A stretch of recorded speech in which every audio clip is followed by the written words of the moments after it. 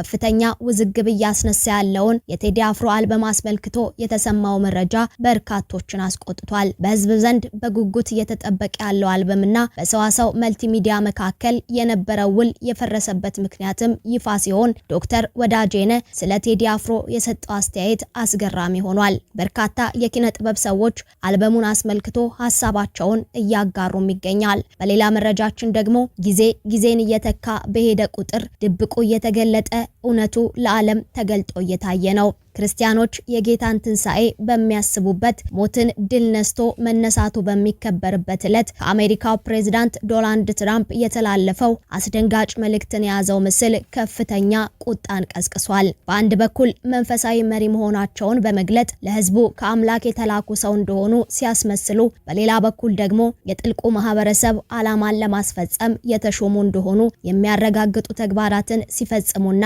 ውሳኔዎችን ሲያሳልፉ የቆዩት ትራምፕ ዛሬ ግን እውነተኛ ማንነታቸው ተገልጧል። ፕሬዝዳንት ትራምፕ ክርስቲያኖችን ባስቆጣው ተግባር ሐሳዊ መሲህ መሆናቸውን አረጋግጠዋል። እውነት ቢሸሸግም ጊዜ ጠብቆ መገለጡ አይቀርምና ፕሬዝዳንት ትራምፕ የድብቁ ማህበረሰብ አባል ከመሆናቸው ባሻገር ሐሰተኛ መሲህ ስለመሆናቸው ራሳቸው አረጋግጠዋል። ኢየሱስን መስለው ያጋሩት ምስል የሸሸገው ድብቅ መልእክትም ይፋ ሆኗል። ለመሆኑ ፕሬዝዳንት ትራምፕ ያጋሩት ምስል ምንድነው? ምስሉ ክርስቲያኖችን ያስቆጣውስ ለምንድነው? ምስሉን ካጋሩ በኋላ የተፈጠረው አነጋጋሪ ጉዳይስ ምንድነው? ሁሉንም በዝርዝር እንነግራችኋለን። ሰላም ጤና ይስጥልን ውድ የአማርያ ቱብ ቤተሰቦች እንደምን ቆይታችኋል?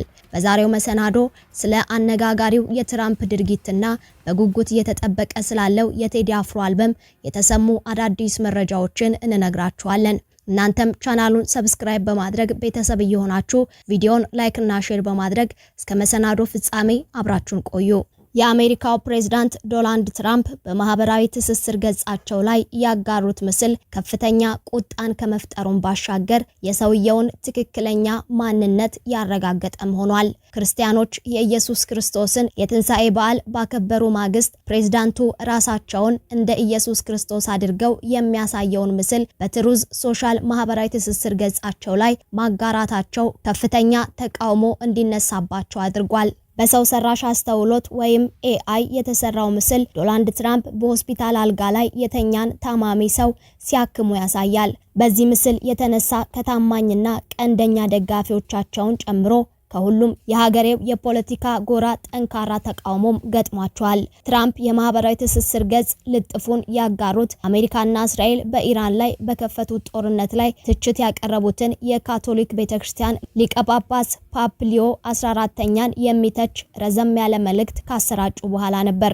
ትራምፕ ምስሉን ማጋራታቸውን አምነው እቅዳቸው ግን ራሳቸውን እንደ ሐኪም ማሳየት እንደነበረ ለጋዜጠኞች ተናግረዋል። አሁን በተሰረዘው ምስል ላይ ፕሬዝዳንቱ ነጭ ጋውን ለብሰው በሚያንጸባርቅ እጃቸው የታመመውን ሰው ግንባር ሲነኩ የሚታዩ ሲሆን ይህም ኢየሱስ ክርስቶስ ፈውስ ሲሰጥ የሚያሳዩ ሃይማኖታዊ ምስሎች ጋር ተመሳሳይ እንደሆነ ተቺዎች ተናግረዋል። ከምስሉ ጀርባ ደግሞ የሚውለበለብ ትልቅ የአሜሪካ ሰንደቅ ዓላማ ስታቹ ኦፍ ሊበርቲ ተብሎ የሚጠራው ሐውልት፣ ተዋጊ ጀቶችና ንስር እንዲሁም ነርስ የምትጸልይ ሴትና ወታደራዊ መለዮ የለበሰ ወታደርም በምስሉ ላይ ይታያሉ።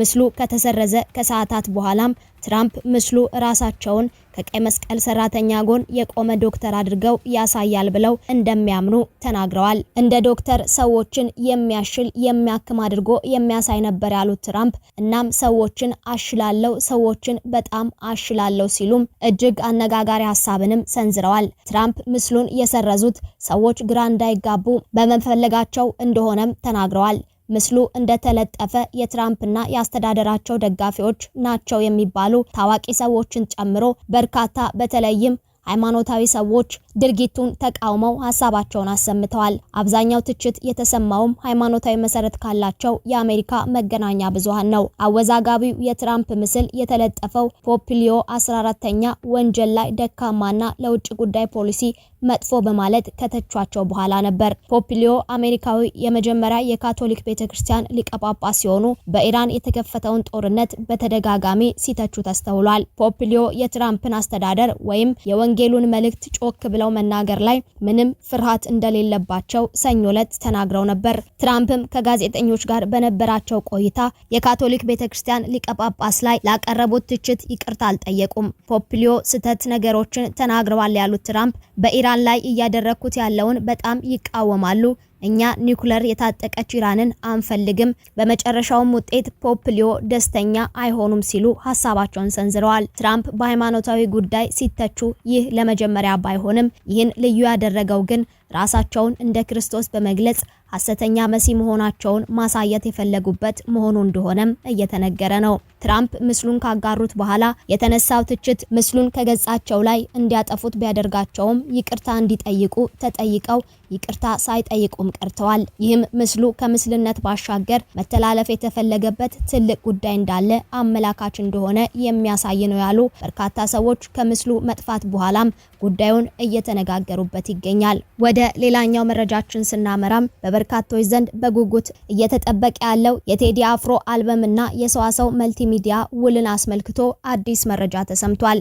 የቴዲ አፍሮና የሰዋሰው መልቲሚዲያ ውል የፈረሰበት እውነተኛ ምክንያትም ከአልበሙ መውጣት ቀደም ብሎ ታውቋል። ለ4 ዓመታት ዘልቆ የነበረው የድምፃዊ ቴዲ አፍሮና የሰዋሰው መልቲሚዲያ የአልበም ማሰራጨት ውል አልበሙ ሊለቀቅ ጥቂት ቀናት ሲቀሩት የፈረሰበት ምክንያትም ይፋ ሆኗል። ውሉ የፈረሰባቸው ዋና ዋና ምክንያቶችም የነባር ስራዎች ጥያቄ የተመለከተ ሲሆን ሰዋሰው መልቲሚዲያ የቴዲ አፍሮን ነባር ሙዚቃ ስራዎች በራሱ ገጽ ላይ ለማሰራጨት የጠየቀ ቢሆንም በቴዲ በኩል ግን ይህ ጥያቄ ውድቅ ተደርጓል። የገቢ ክፍፍል ማሻሻያን አስመልክቶም ከስልክ ጥሪ ማሳመሪያ የሚገኘውን ገቢ ለሰዋሰው እንዲሰጥ የቀድሞ ውል ይደነግግ ነበር። ቴዲ በዚህ ላይ ማሻሻያ እንዲደረግ ቢጠይቅም ሰዋሰው መልቲሚዲያ ይህን ሀሳብ ሳይቀበለው ቀርቷል። የአዲሱን አልበም ይዘት አስመልክቶ የተነሳው ሀሳብ አሉባልታ እንደሆነ የገለጸው የዚህ ውል ሀሳብም 3 ዘፈኖች እንዲወጡ ተጠይቋል የሚለው ወሬ መሰረተ ቢስ መሆኑንና ምክንያቱ የውል ስምምነቱን ባለመግባባት ብቻ እንደሆነ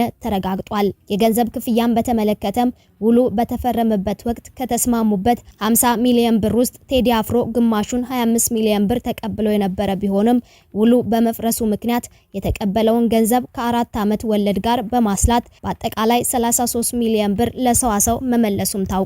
ምንም እንኳን ይህ ትልቅ ውል ቢፈርስም ቴዲ አፍሮ አልበሙን በራሱ የዩቲዩብ ቻናልና በዓለም አቀፍ መተግበሪያዎች አማካኝነት ዛሬ ሚያዝያ 8 ቀን 2018 ዓ.ም ለህዝብ እንደሚያደርስ ይጠበቃል። በርካታ የኪነ ጥበብ ሰዎችም አልበሙን አስመልክቶ ሀሳባቸውን እያጋሩ ሌሎችም ተቃውሟቸውን እያሰሙ ባሉበት ዶክተር ወዳጄነ መሐረነ ዝምታውን ሰብሮ ዝምተኛው ቴዲ ሲል ያልተጠበቀ ሀሳቡን እንዲህ ሲል አጋርቷል።